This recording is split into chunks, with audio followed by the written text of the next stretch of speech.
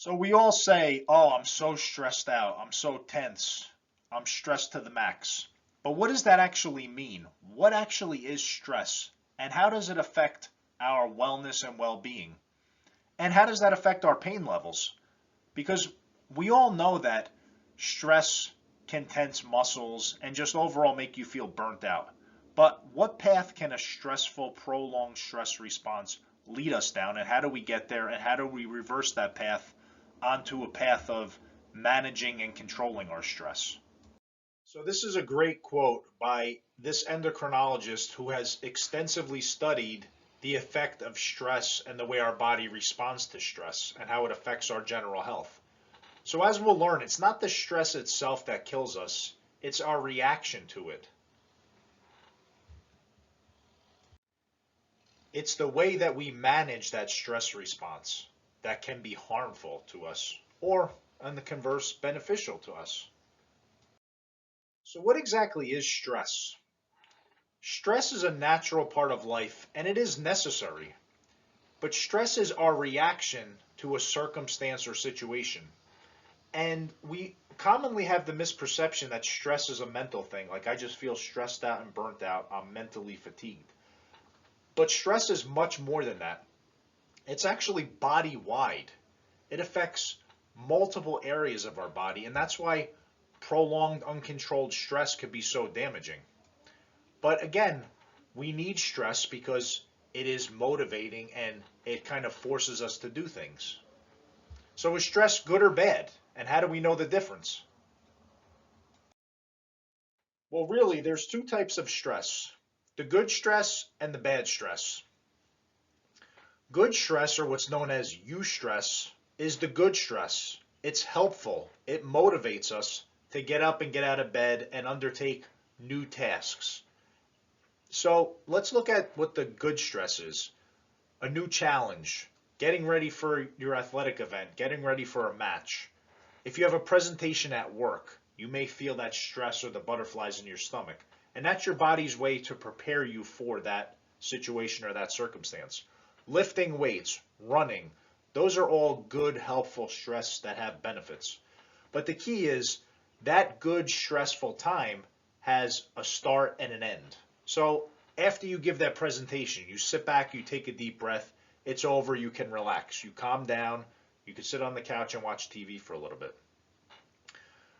The bad stress is called distress, and this is the harmful stress that leads to chronic illness, disease, and increased pain sensitivity. So that's the stress that you have when you're sitting in traffic at work. Your reaction to your boss, you're annoyed at your boss. You have a bad relationship with your spouse, or you're not sleeping properly, or you have a poor diet, or you have poor relationships. These are all stresses that don't get resolved. There's no start and end.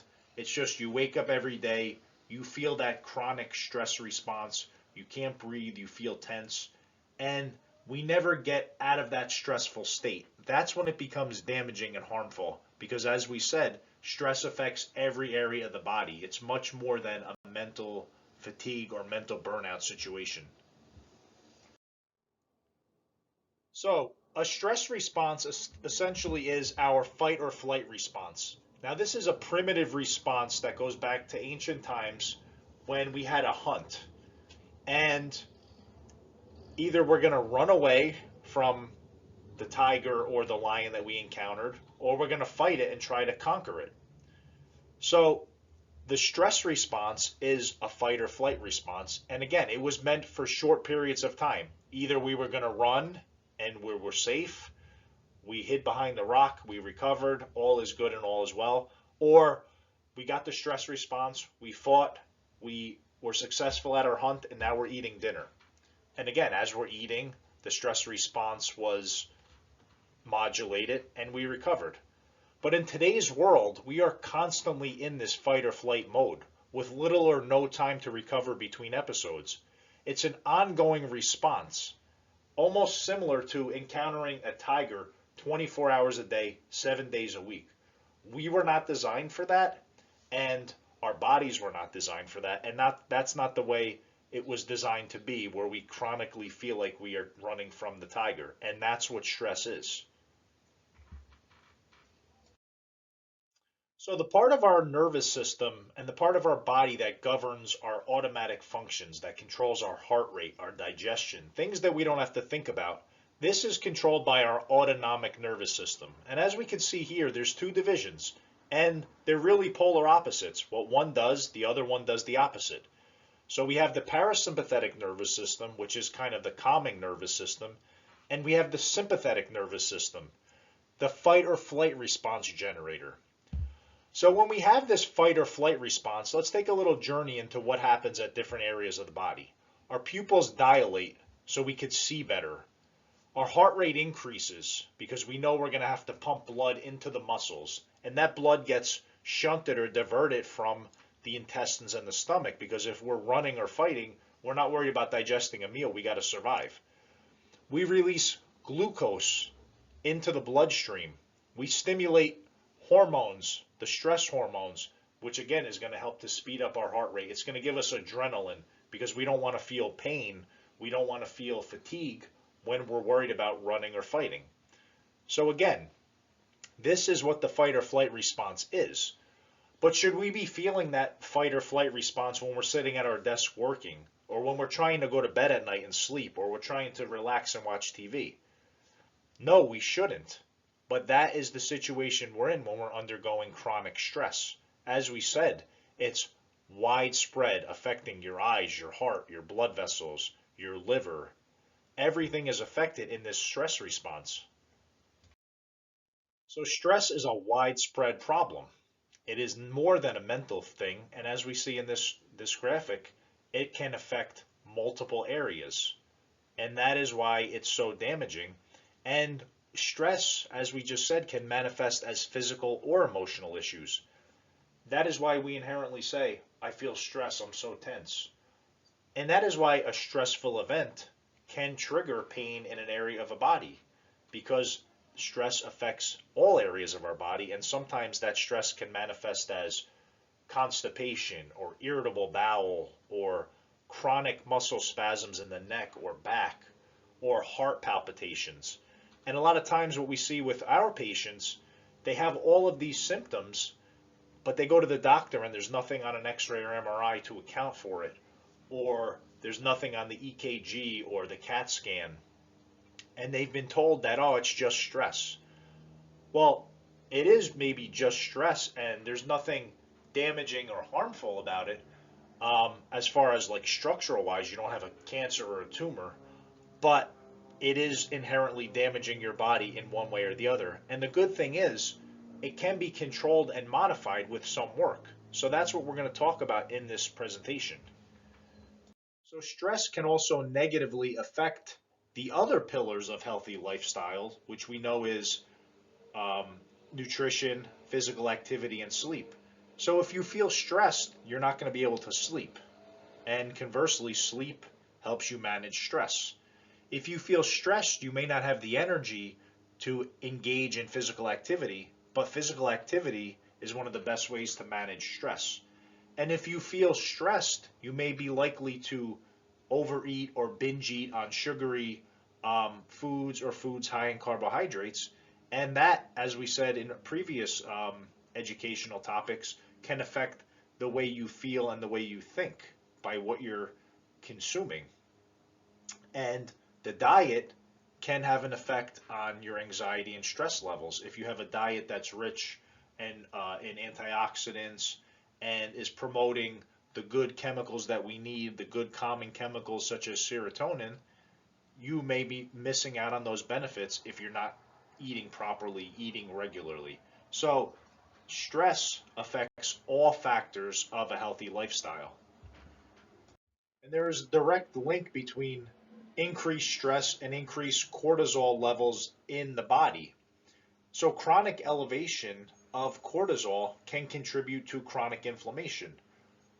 Chronic elevation in cortisol is linked to increased blood sugar, which can lead to diabetes, increase in fat storage, which could lead to obesity, and even compromise your immune system, making you more susceptible to infection.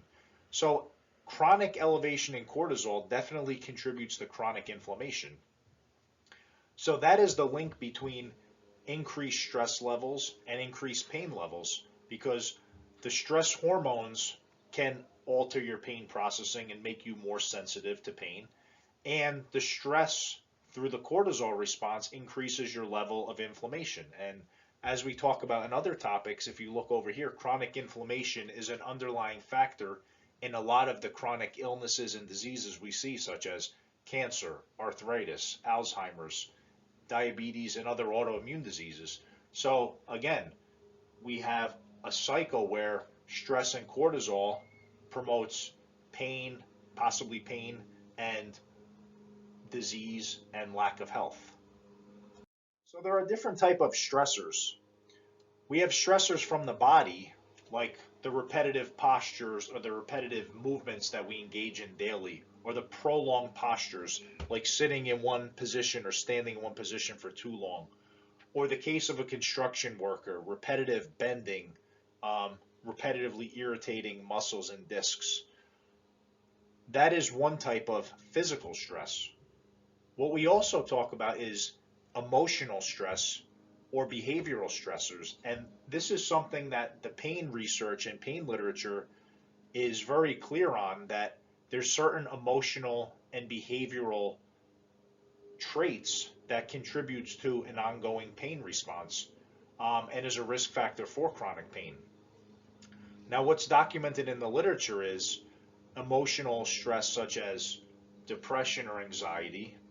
On the behavioral end, we have smoking, obesity, and we also have what we call fear avoidance beliefs, where you're so afraid to bend or move because you're afraid to trigger a pain response or you're afraid to make pain worse. That is a very emotional response that leads to a stress response. Or you feel pain, so you think of the worst, that you're going to end up in a wheelchair or you have cancer. All of these emotional stressors that we go in more depth in other presentations, what these things have in common is generating a chronic stress response, because whether it's stress from the body or stress from the mind, the brain is still interpreting those distress signals and it's going to react accordingly because it thinks that you're in harm's way. So it's going to generate the sympathetic nervous system response, which, as we talked about, is going to alter your pain sensitivity and contribute to illness and disease. So stress comes in many different forms. So we have to learn how to manage stress. I'm not saying to eliminate stress, because that's not possible, and we don't want to eliminate stress because good stress is helpful. But if we decrease the amount of distress, or we limit or manage the amount of distress, we will help to turn off our sympathetic nervous system, the one that drives the fight or flight response. And we will access the opposite, its counterpart, the calming nervous system, the parasympathetic nervous system, that allows us to heal and promotes overall health and well-being. We will likely open our pain medicine cabinet, our inherent pain control chemicals that we have within us, because we are not flooding the bloodstream with pain-sensitive stress chemicals and stress hormones. So, different ways or suggestions to help manage stress in your life is going to be different for each person. So we always recommend relaxation or meditation. And again, that's going to be different for each person. It doesn't have to be sitting on a rug with your arms crossed. It could be going out for a walk and enjoying nature, learning to belly breathe, picking up a hobby or activity, anything that helps you shut off your mind and quote unquote zone out. Whatever you feel puts you in a relaxed meditative state. That could be reading a book, that could be journaling, that could be just watching a sporting event or going to a sports activity such as a football game or a wrestling match. Making time to do what feels good to you. We all know when we feel in that relaxed state, so doing more of that. Now, I know life gets in the way, but if we are looking for ways to reduce our risk for pain or manage chronic illnesses and diseases having an influence on that, we have to make time to engage in these things. The next thing is exercise. As we said previously, exercise is one of the best stress relievers we could possibly do. It floods our brain with the feel-good chemicals. It gets the blood flowing, helps us think, helps our focus.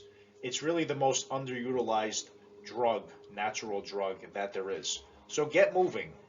Find something you like to do. Find ways to become more active in your daily life.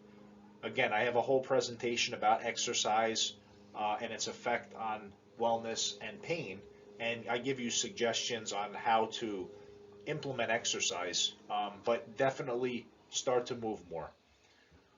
We need to control our sleep, and I have a whole presentation about the importance of sleep and suggestions on how to manage sleep.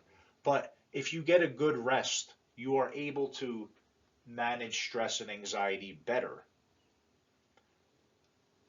And finally, nutrition.